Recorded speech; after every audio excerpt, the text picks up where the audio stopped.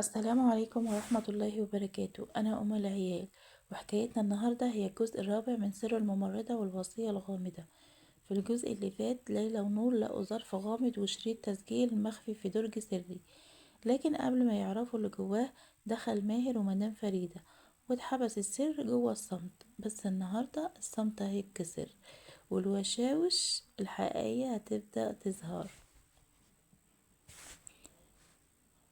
الجو في القصر كان تقيل، صمت يخوف، والكل واقف بيتبادل نظراته مليانة شك. ماهر بص النور وقال لها: كنتوا بتعملوا ايه هنا في المكتب؟ نور ردت وهي بتحاول تهدي الموقف: كنا بندور على عقد ملكية الأرض زي ما بابا قال قبل ما يموت. مدام فريدة قالت بصوت بارد: أبوكي مات والعقود كلها عندي، محدش ليه يتدخل هنا فيها غير أنا وبإذني. ليلى وقفت بخوف، لكن في عينيها إصرار غريب. كانت حاسة إن فريدة عارفة أكتر من اللي بتقوله. وفجأة نور قالت بهدوء: طب يا ماما، لو العقود عندك ممكن نشوفها دلوقتي؟ اتوترت فريدة وقالت بسرعة: مش وقته، أنا تعبانة وعايزة ارتاح. وبمجرد ما خرجت من المكتب ماهر قال: أهو كده كل حاجة لازم تمشي على مزاجها، بس المرة دي لأ، أنا مش هسكت. خرج ماهر هو كمان وساب ليلى ونور لوحدهم. نور قفلت الباب المكتب وقالت بسرعة: يا ليلى، شغلي تسجيل ده قبل ما حد يرجع بسرعة. ليلى طلعت جهاز صغير من الشنطة وحطت فيه الشريط، ولما ضغطت عليه اشتغل. طلع صوت الحاج عصام الدمنهوري بنفسه: لو بتسمعوا التسجيل ده يبقى أنا خلاص رحت لربنا. كنت فاكر إن مراتي هتكون أمينة على بنتي، بس للأسف كل حاجة اتغيرت بعد موت أم نور. فريدة أخدت كل حاجة في اسمها وخبت الحقيقة عن الكل في دفتر في الدور التاني جوه الدولاب الخشبي، في كل الأوراق اللي تثبت ملكية نور للأرض والبيت. ولو حصل لي حاجة بوصي الممرضة ليلى تساعد بنتي توصل لحقها. صوت نور كان بيترعش: يعني ايه؟ بابا كان عارف ان ماما فريدة بتضحك علينا؟ ليلى دموعها نزلت وقالت: كنت حاسة ان في ظلم، بس ما كنتش متخيلة كده. في اللحظة دي سمعوا صوت خطوات تقيلة على السلم، حد جاي ناحيتهم.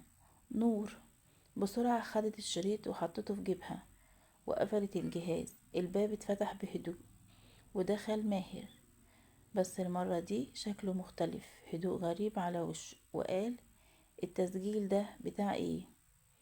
نور اتلخبطت وقالت: تسجيل؟ تسجيل ايه؟ واي تسجيل انت بتتكلم عنه يا ماهر؟ انا مش عارفة حاجة. ابتسم وقال: انا سمعت صوت ابويا من بره، واضح انكم لقيتوا حاجة مهمة. مد ايده وقال: اديني الشريط يا نور. نور قالت له: انا معيش حاجة. لكن ليلى وقفت قدام نور وقالت: مش هتلمسه يا ماهر. ضحك ماهر وقال: شغل بطولات، ده بيتنا يا ليلى، مفيش حد هيحميكي هنا. خلي بالك انت كنت مجرد ممرضة، وانا مش عارف ايه اللي مقعدك لغاية دلوقتي، ايه اللي مقعدك وسطينا. مد ايده تاني، بس في اللحظة دي نور جريت ناحية الباب وخرجت بسرعة وهي شايلة الشريط، وسابت ليلى. نزلت تجري على الجنينة، والليل كان مظلم والهوا بيخبط في الشجر.